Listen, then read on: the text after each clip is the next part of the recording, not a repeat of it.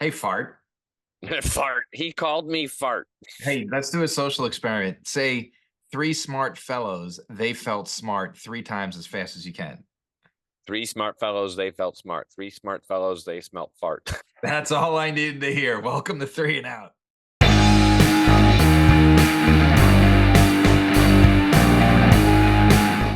Welcome back to another episode of Three and Out. I'm your host, Wayne Cavati, and amazingly, still off the injured reserve are the two best co-hosts in fantasy football. Give it up for Mike the Professor Dutton and Chris Fanduel Fee Fiamano. Fee, how was back to school night over there? It was chaos. It was chaos. Yeah, I had back to school night tonight. Just literally walked in the door 5 minutes ago, so I'm ready to roll. Nice. Dutton, you're back to school every night. Let's face it. Yeah, How things going for you? my life is school. Things are good. Things are great. We're doing our thing, and I'm excited to talk about football. You And are? Even you after know, the weekend that your wide receivers had? well, we're gonna get to that. We'll get to it.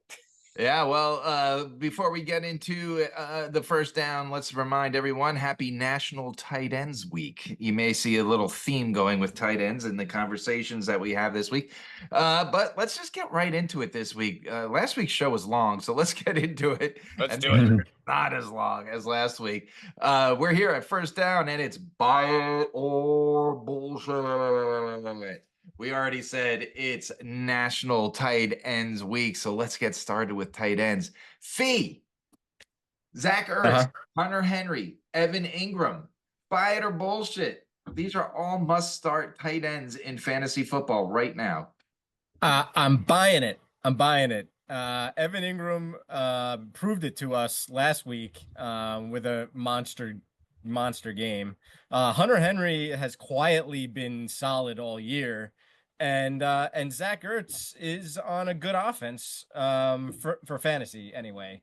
Yeah. And so yeah, I mean, I think because of the way the tight end position has been to start this year, I think all three of those guys are pretty good starts. Yeah. Yeah. Dutton, I see you made a note for tight end appreciation week. I made two notes. Okay, so let's start with your first question here. Zach Ertz, absolutely a must start, especially with Marcus Mariota, right? I Loved them. mean, Loved loved them. it. It was great. It was fabulous. Hunter Henry with Drake May, rookie quarterbacks. We've talked for 4 years about rookie quarterbacks and tight ends being their security blankets. Evan Ingram, as much as I don't like him, he is a good tight end. But I am predicting, because of National Tight Ends Week, Travis Kelce will have his first touchdown this weekend. I love it. I love it. I'm gonna bet it. I'm gonna bet it. Yes. Yeah. And I'm going to agree with both of you. Just got a couple numbers for you. Hunter Henry is a top 8 tight end in both weeks with Drake May. He's getting plenty of targets. Zach Ertz is averaging just north of 8 points in each of the past 2 weeks. And not only does Evan Ingram get so many targets, he's had 15 in the last 2 weeks since being healthy. Here's the catch. Yeah, good words. I didn't even plan that. Here's the catch. He hasn't dropped one of his 15 targets. He's 15 for 15 on his targets.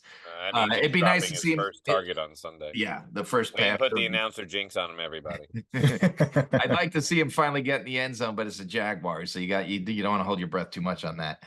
Um, so all of the above are must starts. We're all in agreement there. So let's move on to the next one. What in the hell are the Colts doing? A Delaware alumni on this podcast here, Dutton. Buy it or BS. Joe Flacco has to be starting on this team.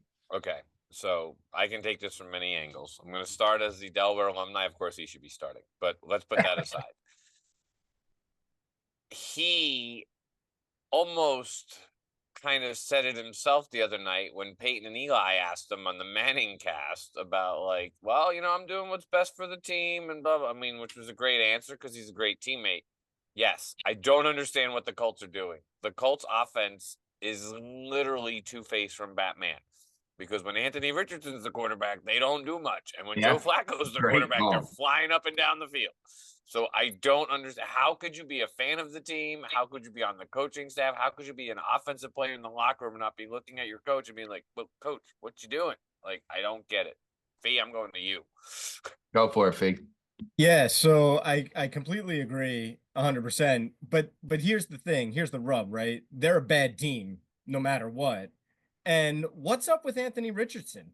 He started off his career uh last year with like those the first 4 or 5 games or whatever it was, and he was, on fire. And when he plays, you're right, the rest of the team is non-existent basically. He's fairly good numbers wise for fantasy, although recently not even as much. But I mean, his completion percentage is like 45%. Like he can't get anybody else involved, Mm. and Like he's they not can't get great. out of their own way. It's Yeah, weird. and he's not great for the rest of the team. He was okay for himself, but I don't Mm. even think that's the case anymore.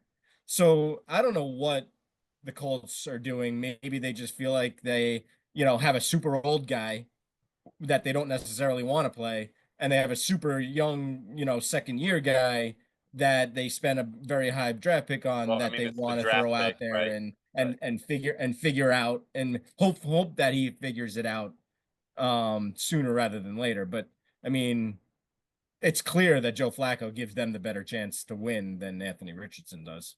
You know who But else is asking what the Colts are doing? The Cleveland Browns, who now have no quarterback, who used to have Joe Flacco. and they want They're Joe probably Flacco, right? right.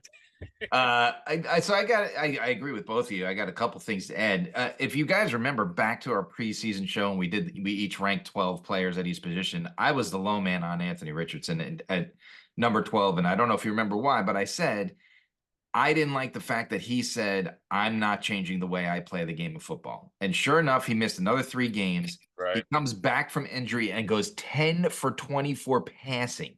Okay, don't tell me that's not from playing in 3 games, because you won't change the way you play, and you're Right. never going to find that rhythm, because you're never going to be. He is Cordell Stewart and Justin Fields, a really athletic, he's super athletic. He's a good quarterback. He could be even better if he would freaking play quarterback. Cordell figured it out Right. eventually. It's weird that Justin Fields and Number Cordell one pick Stewart were in both Nitro Steelers. history. But here's the other thing. There are only 7 teams in the AFC with a winning record. And the Colts, who for 3 weeks didn't have their starting running back in Jonathan Taylor and starting quarterback in Anthony Richardson, are still one of those 7 teams. Yeah. This is not the time to find out what you have with Anthony Richardson. No, This you is can the make time the to stay playoffs. in the playoff hunt. And your former coach is famous for playoffs. Yeah, right. So I don't get what they're doing. It makes no sense to me. Let's move on to, speaking of shitty quarterbacks, Deshaun Watson. First of all, okay, I'm a Texans fan, so I thoroughly enjoy watching Deshaun Watson be bad at football. Just real quick, this is not part of the question.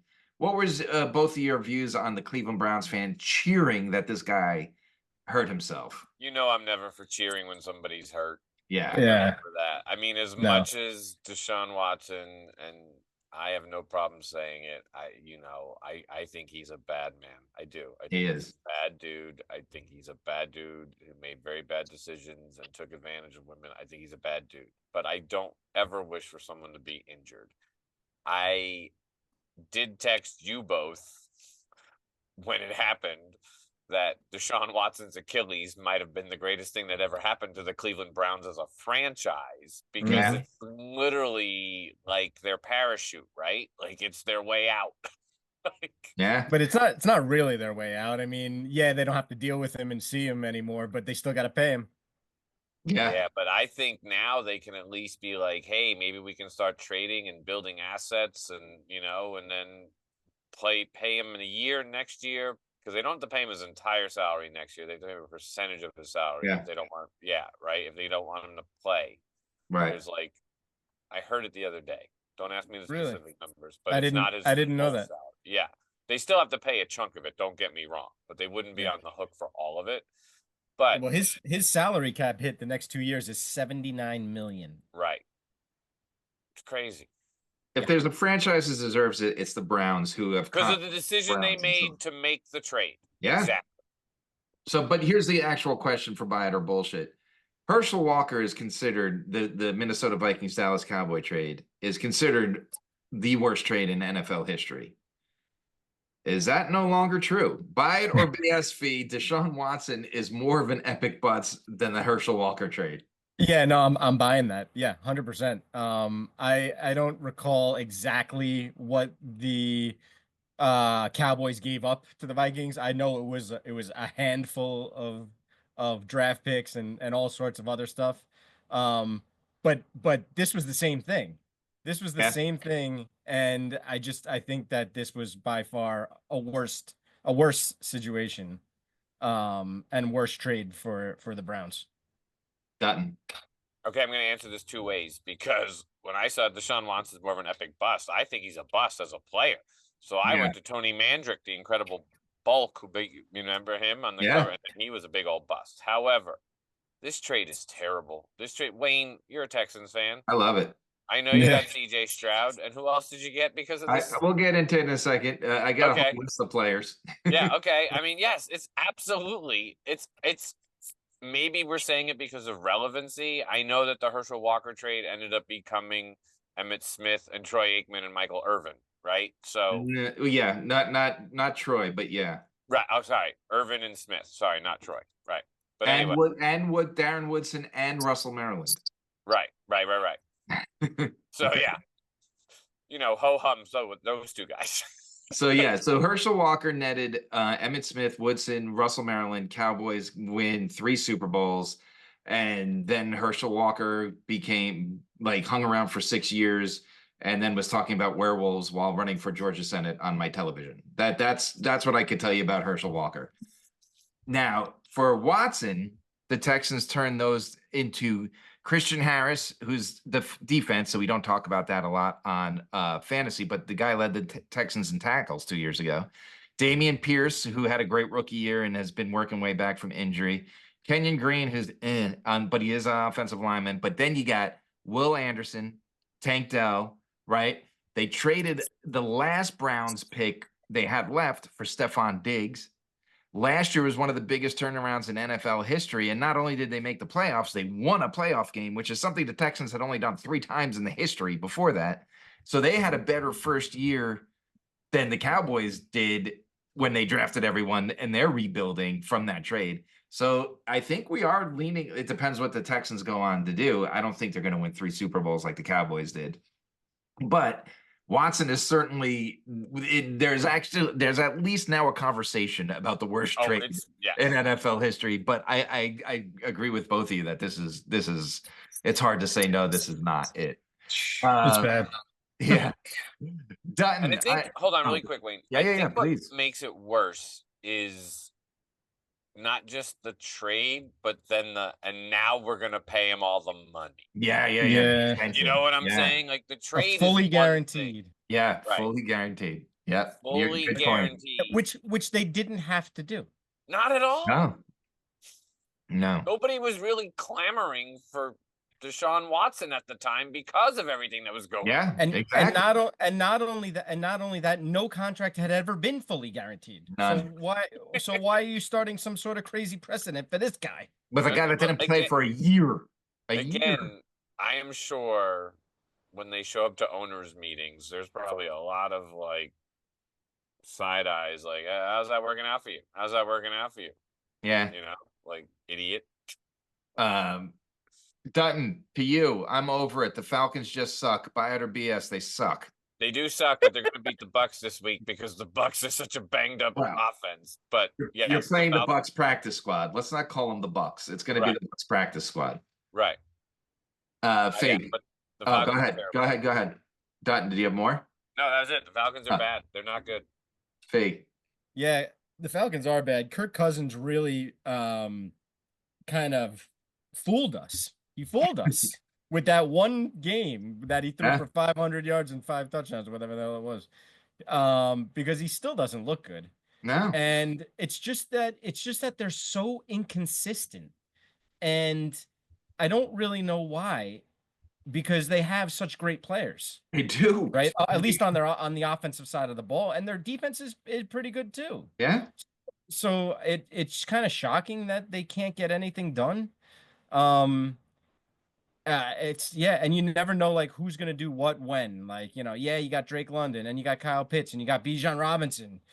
but like, but they've been playing Algier for so like, and like I get it. He's a good backup, right? But like, you have Bijan Robinson, like you should be using him to his fullest at this point. That's what teams do with their running backs. They use them to their fullest, and then they are run down and they can't play after 5 years, and then you're done with them. Yeah. Like Yeah. that's probably what they should be doing. Teams run their running backs into the ground. Yeah. But they're not doing that. So I mean, they're just so inconsistent, and they're tough to trust. They are very inconsistent, and I admit when I'm wrong. Like I was all over Kirk Cousins, which is funny because all we've done is make fun of Kirk Cousins the first 4 years of the show, and I just And thought you finally jumped on him. and I finally jumped on him, and the guy is just he still could be Kirk Cousins that he was on the Vikings because Drake London's a stud. We're learning that. Kyle Pitts is good. They just don't like throwing to him consistently. And who knows what they're doing? It's maddening. It's maddening. But I was all over Kirk Cousins being a must start. I don't know that I believe that anymore. Fee, what the hell with Jamison Williams? Is he the dumbest player in NFL history? Buy it or BS, he is. Yeah, yes, I'm buying it. He is. Like, So what are you, just what in are you case doing? Like, this is just in supposed to case you be. didn't hear the news, obviously after he was suspended for half a season for gambling, now he's suspended for PEDs. So 2 games. is he the dumbest player in NFL history? Yeah, I mean, I don't know the full details of it, but like, what are you doing? This was supposed to be your breakout year. Everybody was Yeah. all over it. Like, You're on a great team.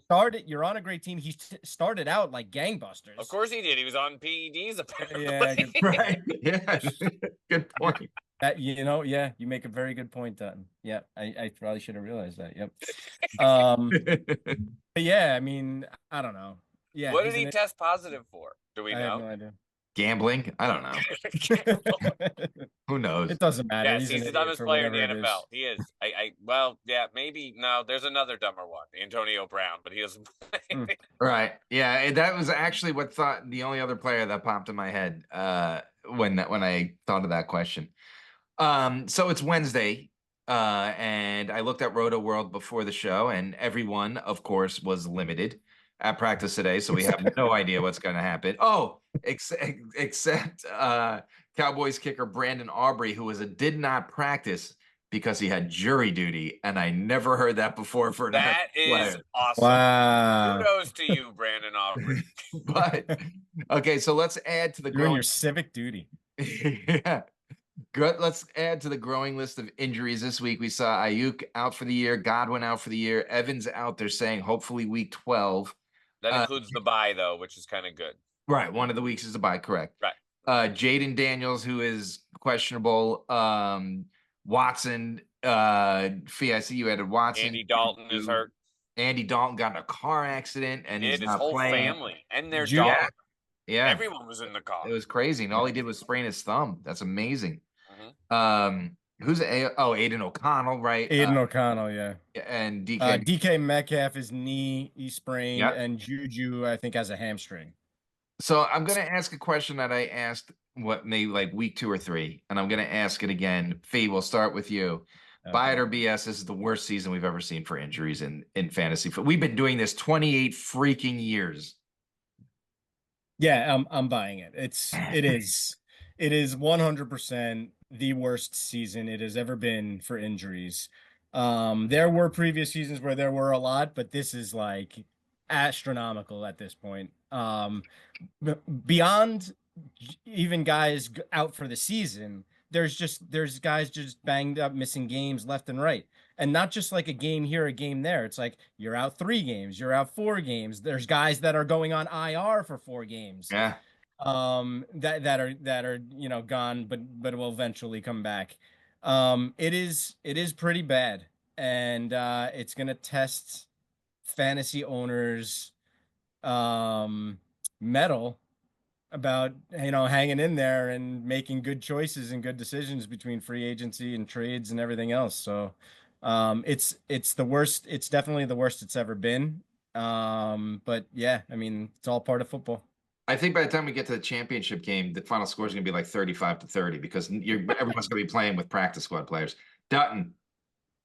I've been on the it's normal, but I've been doing so. I think what it is that it's just such a high volume at a position.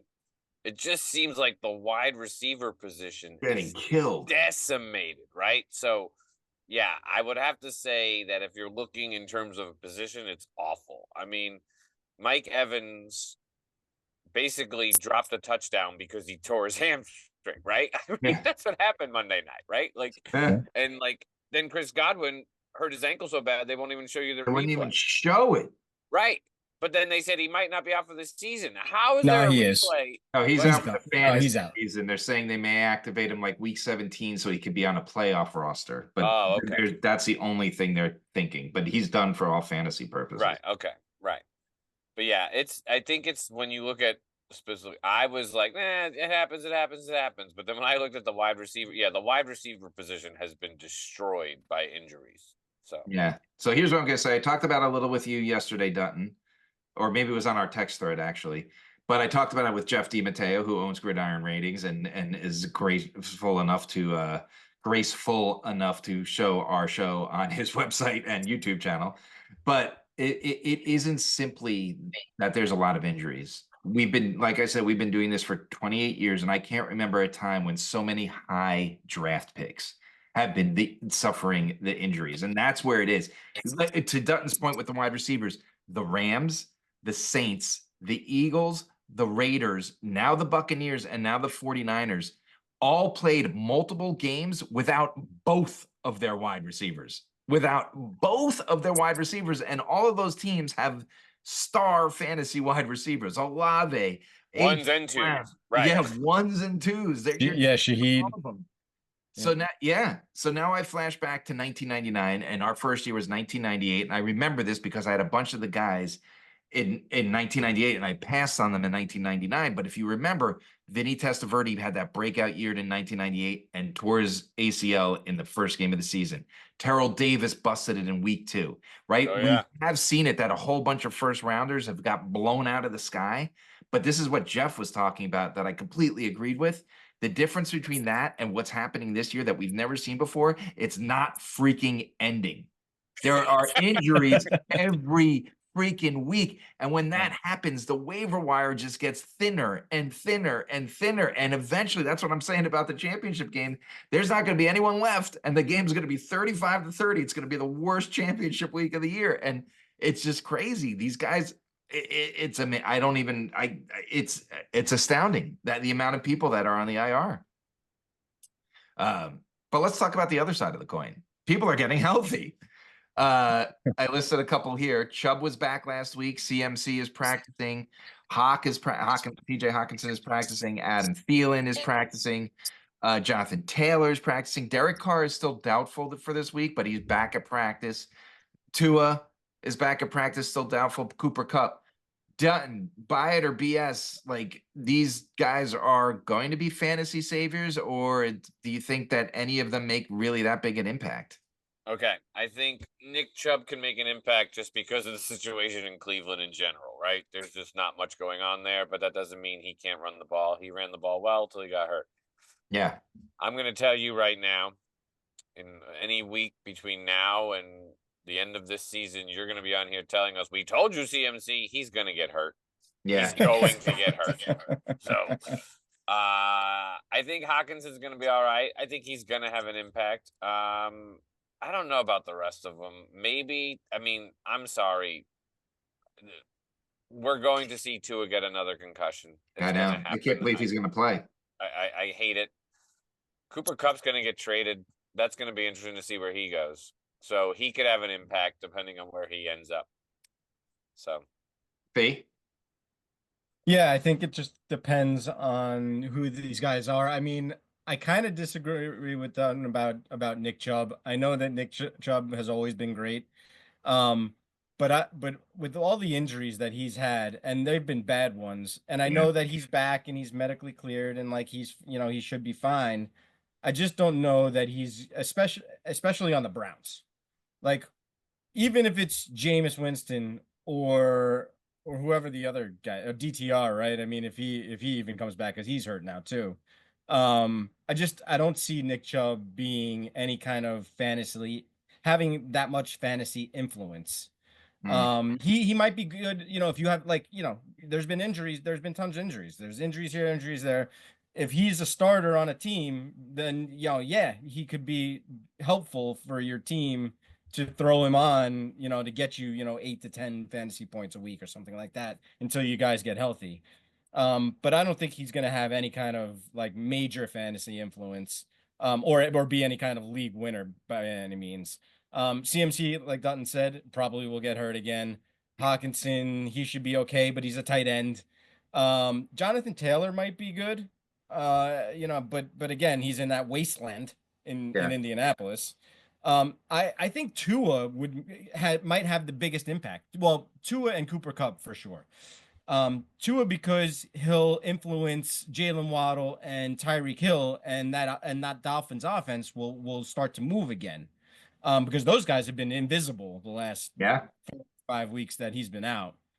So he could have an influence on those guys and definitely could help, push those guys along and make those guys become especially influential in the fantasy season. And Cooper Kupp, I think for sure also, if he's healthy and he gets traded somewhere relevant, I think that he could be a huge asset to someone that has him on your team. So Tua and Cooper Kupp would probably be the biggest ones for me.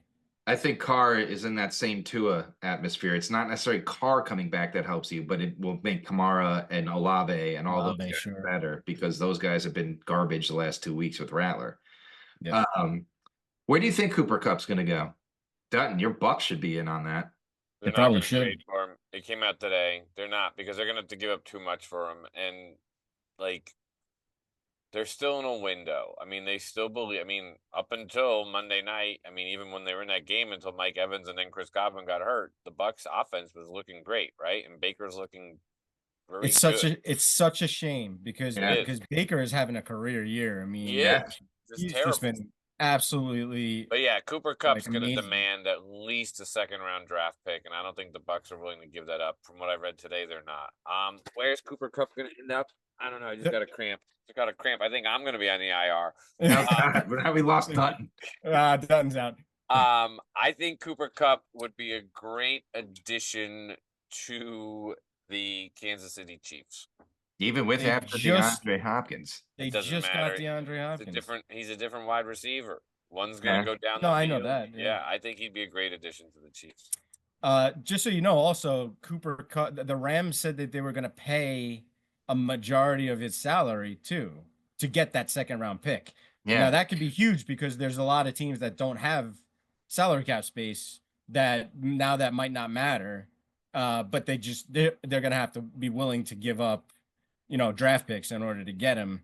It might not cost them much salary wise, but what if the Lions are just pissed off at Williams and they're like, I'm done with this idiot. Let's go get Cooper Kupp. The Lions got Cooper Kupp. The problem with that is that they don't have the defense. It's not going to matter. It's not going to matter. Amazing, but yeah, I mean, once Hutchinson went down, like they could go 15-1 or whatever, however many losses they have, 15-2. They could be ridiculous all season long, but they're never going to win in the playoffs. Unless they even if they make it to the Super Bowl, they're not going to win. Defense wins championships.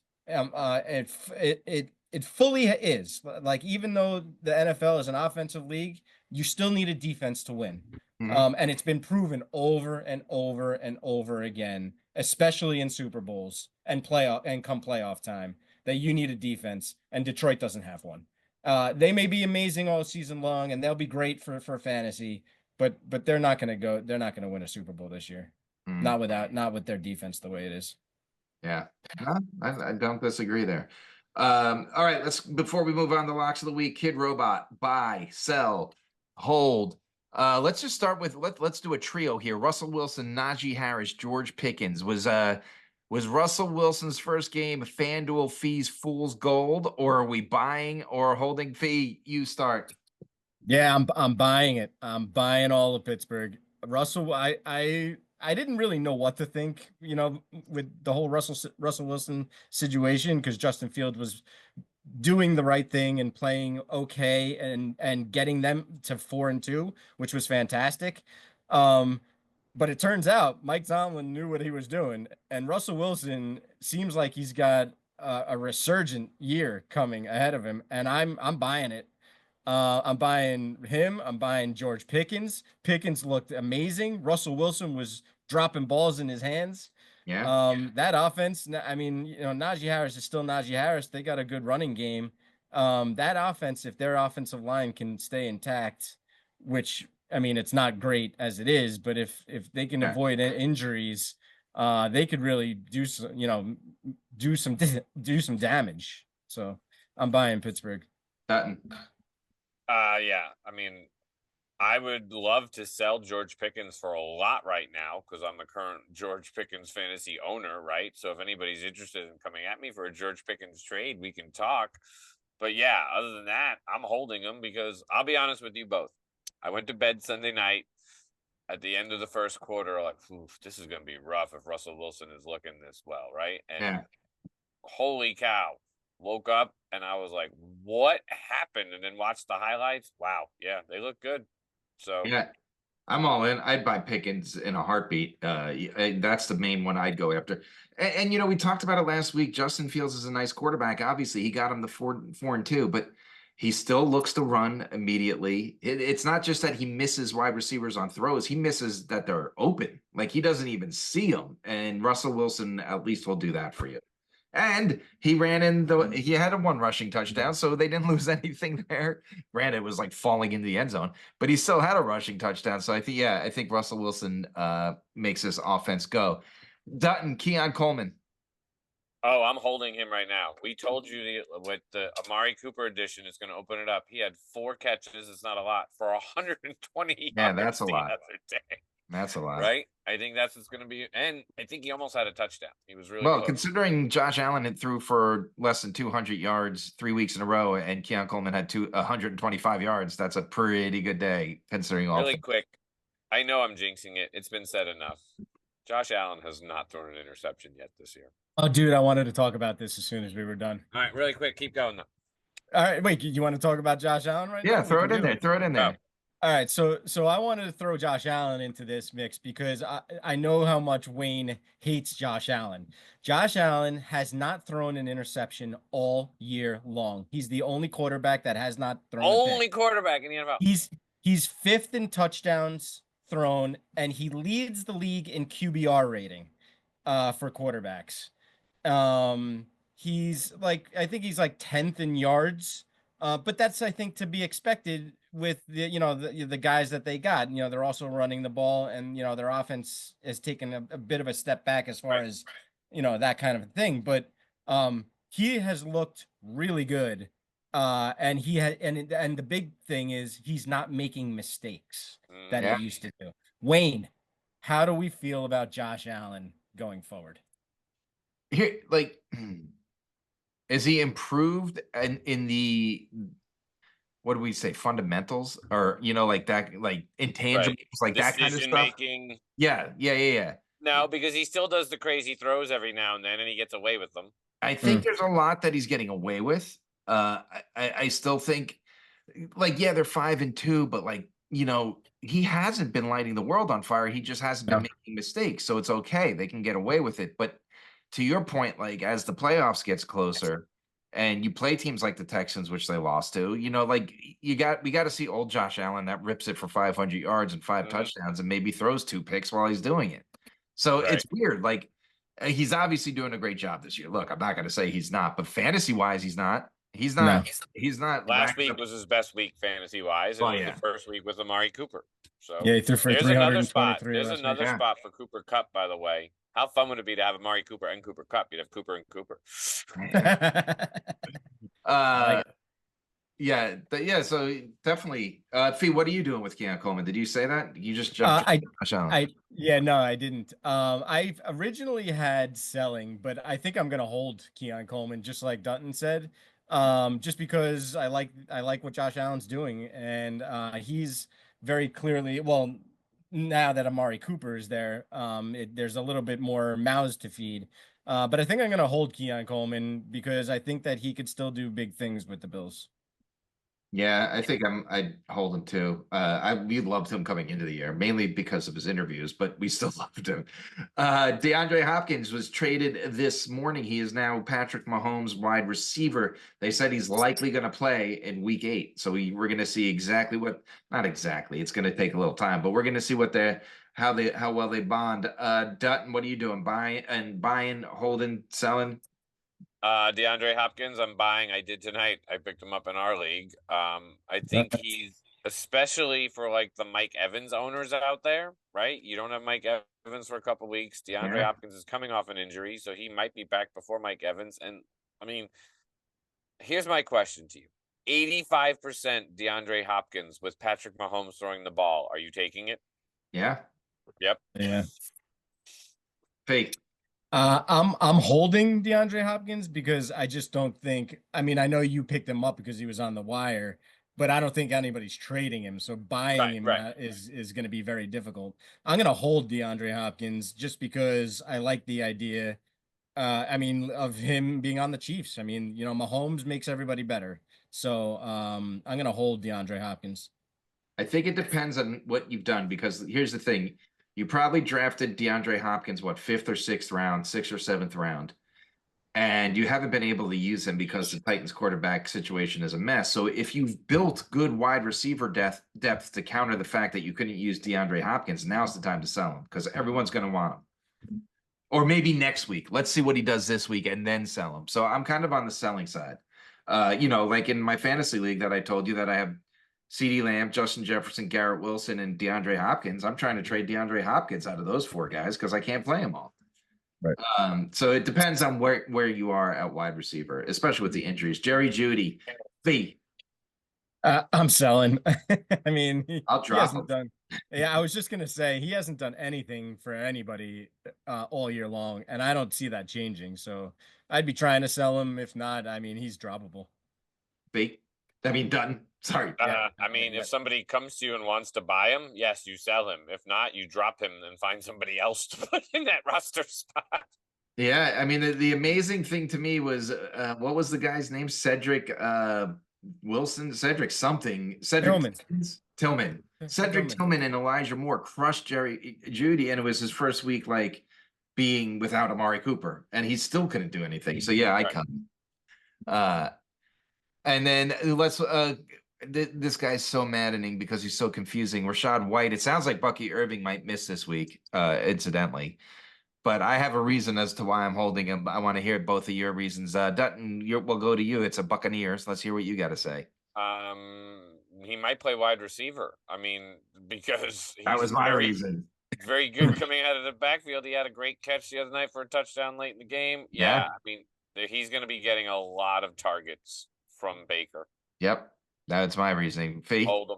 Yeah, I mean, I have the same thing. I mean, he looked good last week coming off injury, and with all the injuries that now the Bucs have, he could be a big part of that offense. So I'm going to hold him.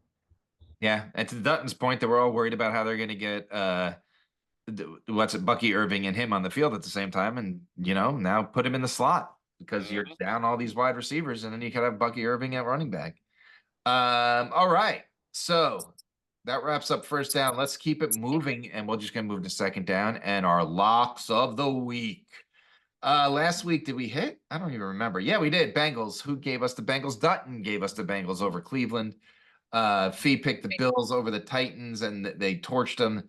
And that quarterback situation's got to be among the worst in the NFL. Tennessee, obviously, not Buffalo. And I said the Patriots, and they blew it. So let's just jump back in this week. Fee, get us started. Who are you picking for your lock of the week? I am taking what the obvious pick should be is Pittsburgh -6.5 against the garbage Giants, who cannot score a point. So yeah, I mean, Pittsburgh looked fantastic last week. I think that should only continue. I know the Giants defense is good, but they can't score. So there's no reason why Pittsburgh should not be able to cover 6.5. Done. Really quick, because I told him I'd give him a shout out. Taco, this one's for you. Fiamano, you said that the Giants cannot score. 20 quarterbacks and 16 National Hockey League players have scored more points than Daniel Jones at MetLife Stadium since 2023. That's awesome. Yeah. That is an amazing sports stat right there. Yeah. I'm taking the Lions -11 over the hapless Titans. You already said it, Wayne. They're garbage, and the Lions. It's a big spread, but the Lions are going to put it on them. I mean, the Titans are bad. They're really To be fair to Daniel Jones, real quick, he was injured all of last year. So He's had 3 home games this year, and he's a I know. I know. Just saying. Vikings are giving 3 to the Rams. Am I missing something? Did everybody on the team get hurt? What? Well, how are they only get? The Rams are letting up like 24, 25 points a game, and the Vikings are scoring more than that, right? Like it's it's a Thursday night maybe game. because they think Cooper Kupp's going to be back. I don't know. You really think that's going to change anything against that Vikings defense and what they're doing on offense right now? No, but the Lions did expose them last week.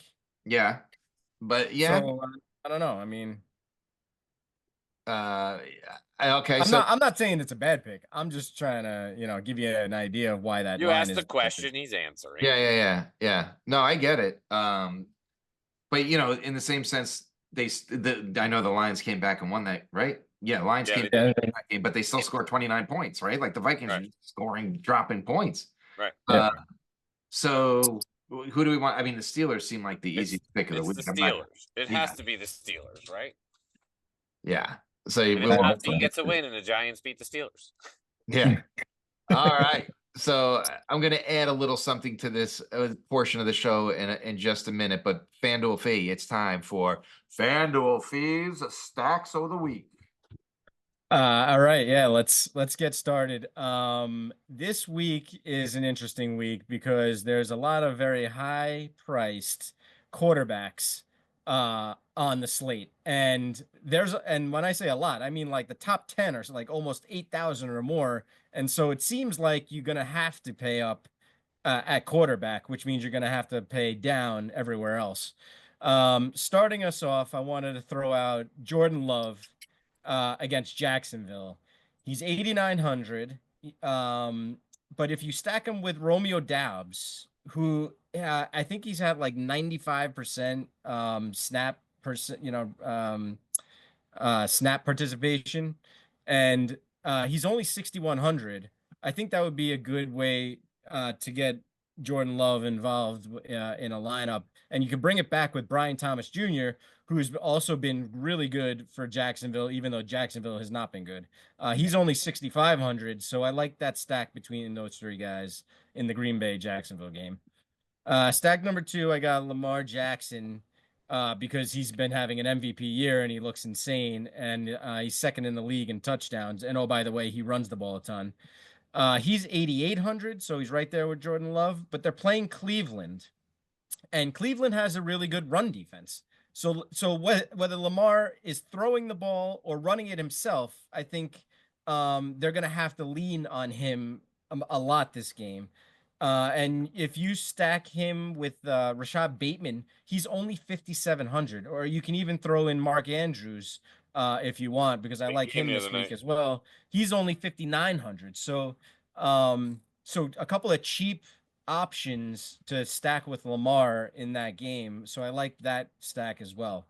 And then my third stack is going to be an interesting one because I'm going to pay down at quarterback. But Bo Nix at 6,900 playing Carolina. Carolina has just been terrible.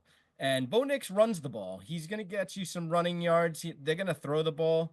I think that he could throw up some stats at an especially low salary at 6,900. You stack him with Javonte Williams at 6K. He is super cheap for what he's been doing, and especially against that Carolina defense that can't stop anybody. I think that probably be a pretty good stack to throw out that way. A couple of one-offs. Devin Achane against Arizona, 6,800 could be interesting. David Njoku is only 5,500, which is weird, but I guess it's because of that whole situation in Cleveland. But if Jameis Winston is the quarterback, he's going to be slinging it, and Njoku's their basically leading receiver at this point. And then DJ Moore for Chicago. Caleb Williams and the Bears, their offense looks pretty good. Washington's defense is terrible. So I wouldn't mind getting DJ Moore in your lineup at 6,600. Nice. Nice. So I've been doing prize picks this year and I've been doing pretty well on it. And for you, those of you that don't know what prize picks is, it's kind of like fantasy football, except you pick over unders on yards or touchdowns. So I thought I'd make a little trifecta and let you know what I'm thinking about playing this week.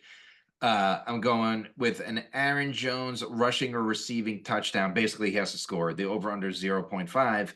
So he has to score. I love taking running backs there. I typically don't like taking wide receivers, but AJ Brown is playing the Bengals. He's only played 3 games this year because of injury, but he's scored in every one of them. The Bengals do allow some touchdowns to the air, and all he has to do is score one. And then I'm taking the Vikings kicker. I love this one. Will Reichard over 1.5 field goals. He's had 3 in 3 of the last 4 weeks. That seems like money. It seems like the Vikings are going to score a plenty on the Rams. $20 bet right there wins you 125. So, stack that up if you want. I'm going to win. You should win with me. That's just what I got today. So let's move on. 4th down. Let's take it home with our starts of the week. Boys, you know who's on bye this week? No one. No one's on bye this week. Why? Because Roger Goodell is a complete moron. Like, what? How is there no buys? How does this even make sense? Next week there'll be 10. Right. Everyone else is on a bye next week, and then everyone gets a second bye for the next 10 weeks. Dutton will start. Oh, let's go back to, we did well last week, guys, overall. Let's see, our starts of the week where we did start Drake May, and he had a good week. Tony Pollard, that we said that situation is just a mess. Terry McLaurin was right on that cusp. He did well enough. And Zach Ertz was our start of the week, and he came through as well. All 3 tight ends came through with Njoku and Hunter Henry as well. So, Dutton, get it started at quarterback this week. Who are you starting? Starting Jared Goff versus Tennessee Titans, because everywhere I was looking, people had him ranked out of the top 12. And if I see somebody ranked out of the top 12, that means that you don't want him to start in a 12-team league. And I think these people are dumb. Fair enough. Yeah, I'm starting Caleb Williams. He's pretty low on that list as well, and they're playing Washington, and Chicago has looked really good on offense. So I'm going to start Caleb Williams this week. I really hope Jaden Daniels somehow gets miraculously healthy and we get Jaden versus Caleb. I mean, it's supposed to be the game everyone's been waiting for. These are the 2 Rookie of the Year candidates. I'm going Aaron Rodgers. I told you last week I thought he entered must-start territory. And to Dutton's point, I still see him ranked out of that top 12. Last week he had everyone came down on him, but he was still the 14th best quarterback against the Steelers. And I also said that was his first, his last real tough test before the rest of the schedule. So even though he finished above Burrow, Mahomes, Cousins, and CJ Stroud last week, I think that him and Davante a little bit more on the same page. I think Garrett Wilson's still Garrett Wilson, and Brees Hall had 103 yards receiving. So he's got some weapons with Conklin in there too. Fire away. I'm going Aaron Rodgers. Who do we want to start overall? I just don't understand how Jared Goff's not in the top 12 against I would start Jared Goff for sure. Okay. Especially against Tennessee. Yeah. Okay, Jared Goff it is. Running back, Fee, we're going to start with you. I'm going to go with Kareem Hunt. Love it. Going against the Raiders. Max Crosby, I think, is out. And he's basically like their entire defensive line. Pretty much. I think with him out, and I think that they're missing a couple other guys on defense too. And they weren't good to begin with. So I think that the Chiefs lean on the run this week, and I think Kareem Hunt has a big game. Dutton, go ahead. He caught his first passing touchdown ever last week. Josh Jacobs, really? That was ever? Ever. His first receiving touchdown ever was last week. It is crazy. Josh Jacobs against the Jaguars. I think that Packers offense is really starting to click. Jordan Love is more Brett Favre than Aaron Rodgers because he's the gunslinger, so he's going to throw like 3 interceptions a game, but he's going to throw 5 touchdowns if he throws 3 interceptions. So, yeah. But yeah, Josh Jacobs. Jingleheimer Schmidt. I'm going to go with Fee talked about him, Javonte Williams, mainly because the Panthers just allowed somebody else to score as we're talking. Yeah, probably. What did they allow? I love that pick. I was going to actually take Javonte, and I saw you. I was going to take already, both of your picks, so I'll take either one of them. I'm good with Javonte. The guy's going to definitely get in the end zone at least once. Yep. Wide receiver, I got a crazy deep sleeper for you, and you're going to think I'm nuts. We talked about. Look, Jameis Winston, thank you. We make fun of him all he wants for throwing to the other team, but he throws for 400 yards and 5 touchdowns while doing it. And I'm going to tell you, he was all over Elijah Moore last week, and I've always loved Elijah Moore. So I'm going deep sleeper, crazy deep sleeper this week. Cedric Tillman's another nice start, to that. Either one of them are really, but if I had to pick one, I think Elijah Moore is a crazy deep sleeper that I think is going to find the end zone this week. I know we don't want to lock that one in. So Fee, why don't you tell us who your start of the week is? I'm starting George Pickens against the Giants. Yep. It's just, you got it. I mean, he's probably starting for you anyway. Or maybe not. I mean, maybe he hasn't been, but he should be now, especially 30 points for you this week. Yeah, with Russ. So George Pickens. I'm sorry, Dutton, you go. Amari Cooper versus Seahawks. He scored his first touchdown as a Bill last week. Josh Allen fired that pass right into him. He loved every second of it, and I think that is just the beginning. And you know what's great about Amari Cooper? He's like a number 1 wide receiver that is like nobody pays attention to. He's quiet, goes out there, does his job, bounces around from team to team to team.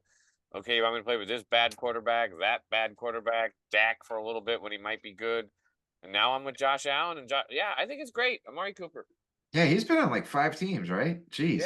Yeah. Who do we want to lock in? No one wants to go Elijah Moore, huh? I love Pickens. I really think he could have like 25 to 30 points. That could be like 2 touchdowns, 120 yards, and 10 receptions. Dotton, tight end. Cole Kmet. He is his favorite target. It is amazing to watch their relationship, Cole Kmet. Yeah. Fake. I'm starting Evan Ingram. We talked about him a little bit earlier on in the show, but playing against Green Bay, I think that he has another big game with Trevor. So Evan Ingram.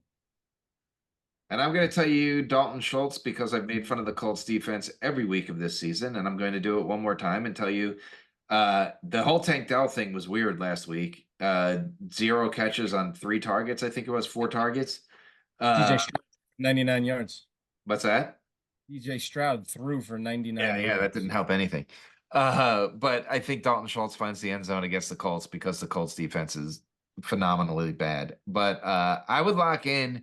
I agree with you on the relationship Cole Kmet and Caleb Williams have, but Evan Ingram just gets so many targets, man. Here's the one thing I want to say about the Evan Ingram pick. I hear you with the targets, but there's a reason CJ Stroud threw for 99 yards last week, and that is the Packers defense. That Packers defense, and hold on, did you see who they added as an assistant coach to their defense? Yes. Yeah, Robert Saleh. Yeah, Saleh. Yeah. So it's not that I'm not saying I'm anti Ingram. I'm just cautious with the Ingram pick. That's all I'm saying. Yeah, I get that. Here's the only thing.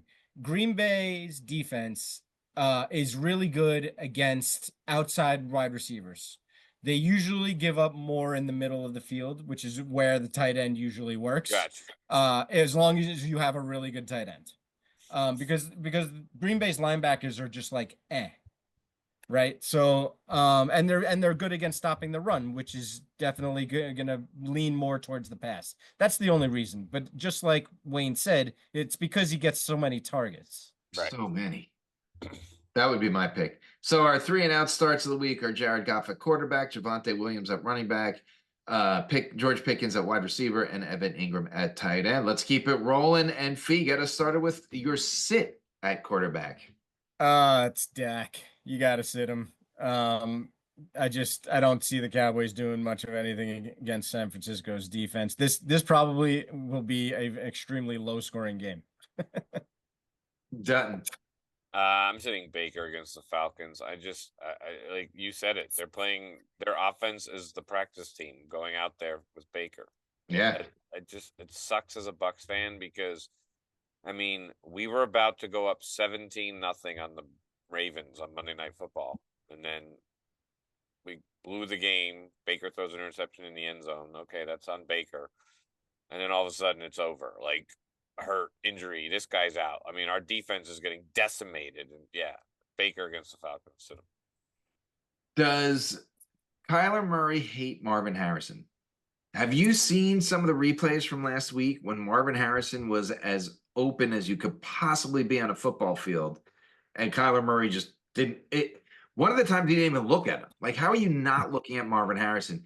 Anyway, I don't know. They're playing the Dolphins. I don't know if the Dolphins are really that good on defense or if Anthony Richardson is really that bad. But the Dolphins have only allowed 3 passing touchdowns, and the way that Kyler Murray's been playing the last 2 weeks, I don't think they're letting up much more than that. So I'm gonna say sit Kyler Murray. Every week I'll say sit Dak. So I like the Dak sit. Running back Dutton. Robinson Jr. against the Bears. Bears front 7 is really solid, and I think they're going to force Mariota, if he ends up playing, to be the way that the Commanders march down the field. They're going to force Mariota to throw the ball, I think. So Robinson Jr. Tony Pollard against the Lions. He did diddly last week, and that offense is just in shambles. They're in shambles. So sit Tony Pollard. I'm going to tell you to sit Alexander Madison, and I'm going to tell you why, because last week I told you to sit him, and he put up like 13 or 14 points. It was a quality – I mean, I told you to start him, and he was a quality start. But we also talked about him in buy or sell, and we said he only had 1 good week left in him. So I think this is not the week against the Chiefs defense. But yeah, the Chiefs defense is the kicker right there. Yeah. So who do we want to I'm good with Pollard or Madison, really. I mean, I like all 3 of these picks. So yeah. Let's go with Pollard. Pollard seems the easy pick to me. Wide receiver Fee. Don't kill me, but I'll get it started. I'm going to tell you to sit Terry McLaurin this week. Even if Daniels plays, I'm a believer in this Bears defense. I still think it could be a good game, even with Mariota, but I'd expect to see more funneled through Eckler and Ertz than I would Terry McLaurin this week. So I'm going to tell you to sit him. I'm sitting Malik Neighbors against the Steelers defense because Daniel Jones has less points than hockey players in MetLife Stadium. Yeah, no, I was just going to say that I agree with you on the Terry McLaurin take and 100% with Dutton on the Neighbors take. But here's another one for you. We just talked about him, but sit Marvin Harrison. I know you just talked about Kyler Murray, but he's going up against Jalen Ramsey. Okay. Yeah. And and that's part of the reason why the Dolphins have only given up three receiving touchdowns this year, because their secondary is really good. And so is Jalen Ramsey. So while Marvin Harrison was open and he didn't get thrown the ball, he probably won't be so open this week and probably still won't get thrown the ball. So sit Marvin Harrison. I would sit all 3 of these guys. So who do we want to lock in? Can we sit all 3 of them? We already said that whatchamacallit doesn't like them. Yeah, we'll do a stack sit. Sit all 3 of them. Neighbors, Harrison, McLaurin. Combined for 12 points. Tight end, Fee, close it out. Yeah, I'm just gonna sit Freiermuth against the Giants. I just don't think the Steelers are gonna have to pass the ball a whole ton, and usually when they do, they're gonna go to the outside. So sit Freiermuth, and the Giants are pretty good against the tight end. I think they're 5th in the league or 6th in the league against the tight end, fantasy wise. So sit Freiermuth this week. Done. I'm sitting Bowers. You already said the Chiefs defense. And is Gardner Minshew playing? Are the Raiders finding a quarterback in the parking lot? Like, who's playing quarterback for the Raiders this week? Who knows? I heard Jamarcus Russell's trying to come back. I'm going to go big again here, and I'm going to tell you. Okay, so the Lions are playing the Titans. We said they're terrible, and if you look at the Titans on paper, they have one of the best tight end defenses, but they played Cole Kmet. This was like the beginning of the season before they were Caleb Williams and Cole Kmet were hooking up like they are now. Conklin Jonnu Smith, Mo Ali Cox, and Dalton Kincaid. So it's like a very mixed bag. They played some decent tight ends, some bad ones. But they have yet to allow a tight end touchdown. And Laporte only has one touchdown on this year. Do you guys realize that? And it was That's crazy. it was on that breakaway 52-yarder with blown coverage. It wasn't even like that. That's what it took for him to get in there. He's not even averaging 3 targets a game. And you look at someone like Noah Fant, who's like so irrelevant in that offense, and he's getting more than 3 targets a game, right? Like it's crazy to me. He's not part of the offense right now. So I'm saying to sit Sam Laporta. How is he only getting 3 targets a game? 2.8 targets a game. That's crazy. Crazy. But we said coming into the year we talked about Jared Goff not being good fantasy football, but not being as great as he was last year because both those running backs are healthy, and Jahmyr Gibbs and Montgomery are just so explosive this year. They're like, it's ridiculous. Anyway, going big would be to sit Sam Laporte. Actually, all 3 of these are pretty significant starters on the tight end. So who do we want to sit? Oof. I think we should sit, well, either Bowers or Laporte. Those 2 guys are top 3 tight ends. I mean, I think we should probably sit one of those guys for sure. I agree with both of them. Let's say Laporta. Let's go big. Let's do Laporta. So your sits of the week are Dak Prescott at quarterback, Tony Pollard at running back. We wrote in Harrison, but we're going to tell you to sit Neighbors, Marvin Harrison, and Terry McLaurin in the sit wide receiver stack, and then Sam Laporta at tight end. Gentlemen, another great episode. It's episode 102, and Fee still has not brought us that cake. Oh God, Jesus! I was so busy this week, and with the whole back to school night with God, I forgot. Maybe next week. Well, I'll see it when I believe it. I mean, I believe it when I see it. Listen to me. Anyway, anything else to add, gentlemen? No, you just did it. Fiamano and I play each other in fantasy this week, and currently it's a 0.4 point spread between us. Who's favored? Who's favored? Me, by 0.4. We will talk about this next week on the show. Go win some money. Give us a like. Give us a follow. Leave a comment even. We'll see you next week on 3 and Out.